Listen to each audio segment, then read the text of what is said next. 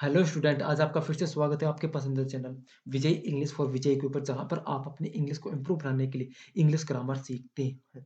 हाल फिलहाल में हम कंजक्शन पढ़ रहे थे, हमने काफ़ी कंजक्शन पढ़ चुके हैं और थोड़े बहुत जो कंजक्शन बचे हैं हम वो एक दो वीडियो के अंदर समाप्त कर लेंगे।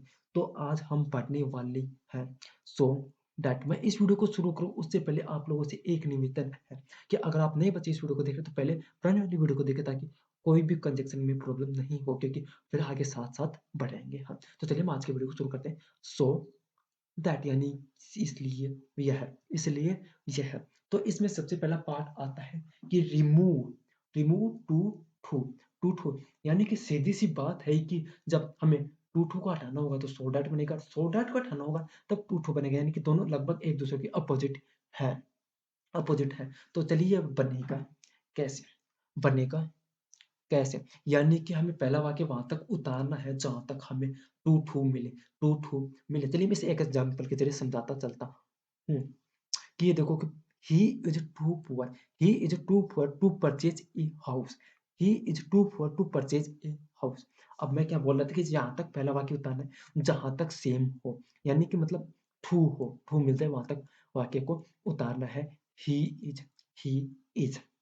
अब ये देखो कि टू की जगह हमें क्या करना है, सो का प्रयोग करना है, सो का प्रयोग करना है, सो का प्रयोग करना है। सो का प्रयोग हमने किया, फिर बाकी का बचा हुआ वाक्य हमें उतार देना है। बाकी का बचा हुआ वाक्य हमें उतार देना है।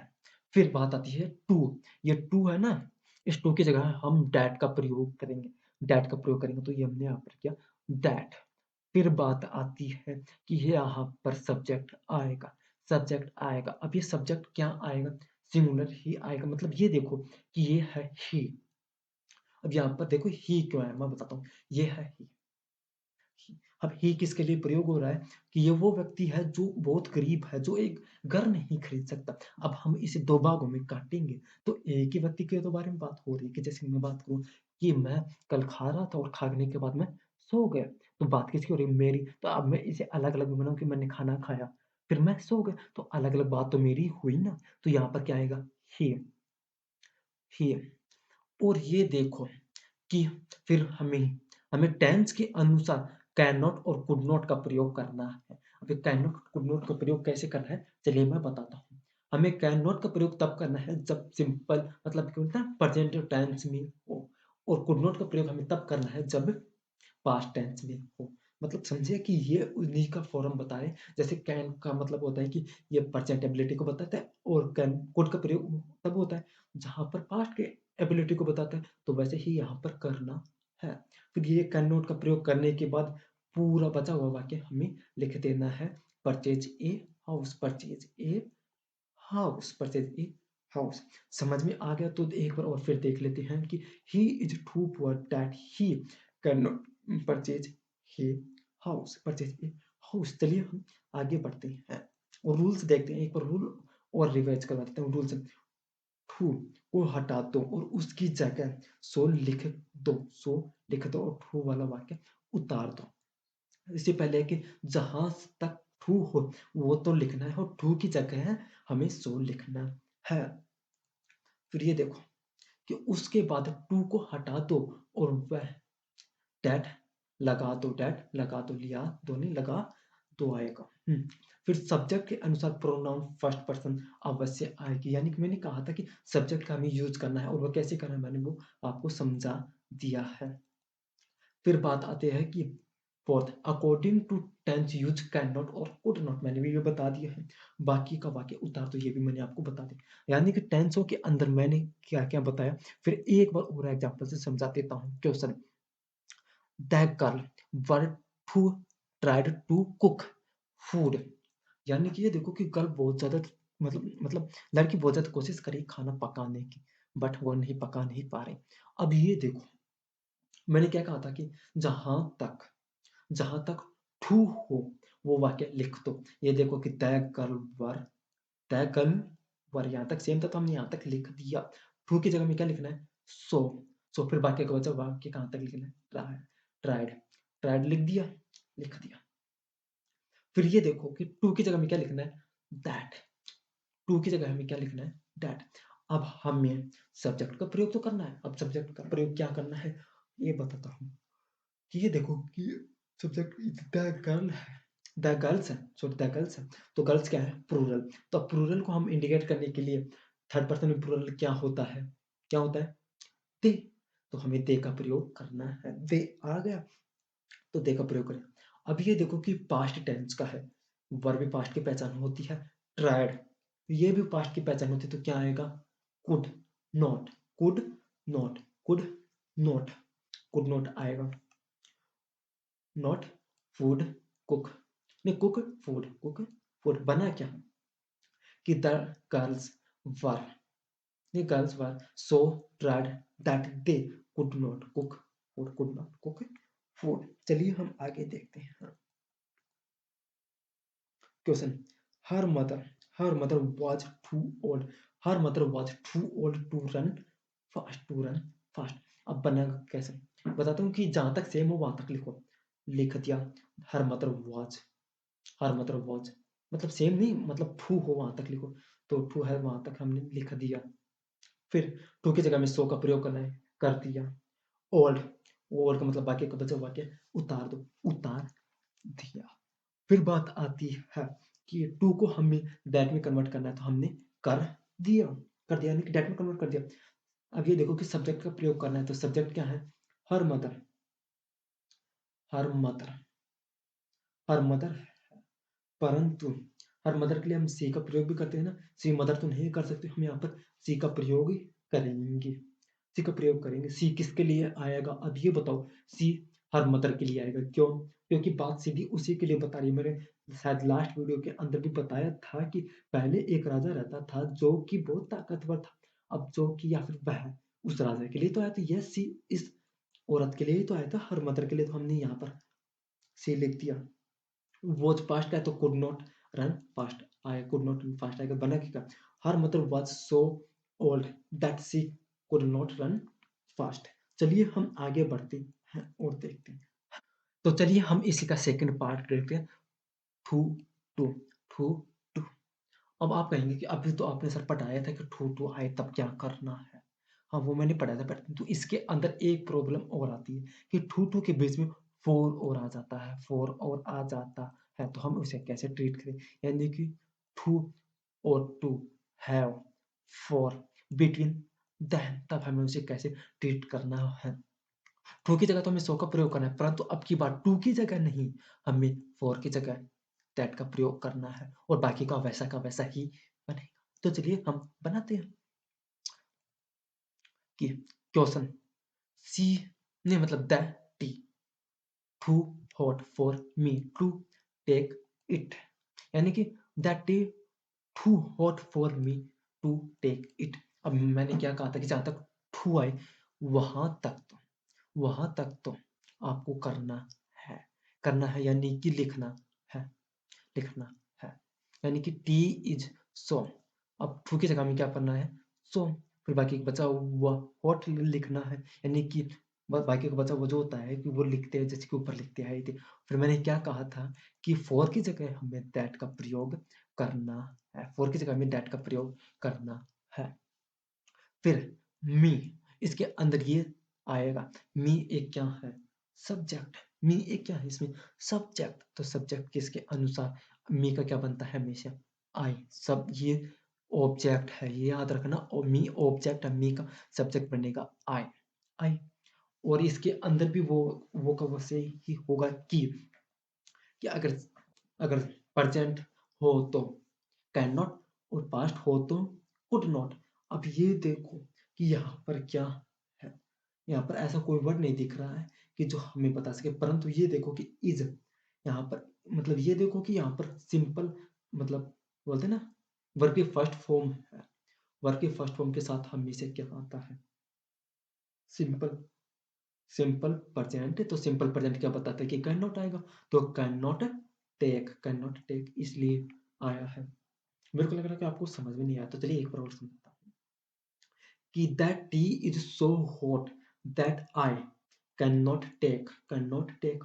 इसमें ये है कि वैसे के वैसे करना है कि जहां तक ट्रू हो वहां तक लिखना है, जहाँ तक ट्रू हो वहाँ तक लिखना है, फिर ट्रू की जगह सो का प्रयोग करना है, बाकी का बचा हुआ लिखना है, फॉर की जगह में दैट का प्रयोग करना है, ऑब्जेक्ट को सब्जेक्ट बनाना है और फिर कैन नॉट, कुड नॉट का प्रयोग करते हुए बाकी का बचा हुआ लिखना है लिखना है। चलिए हम आगे बढ़ते हैं और नेक्स्ट एग्जांपल देखते हैं।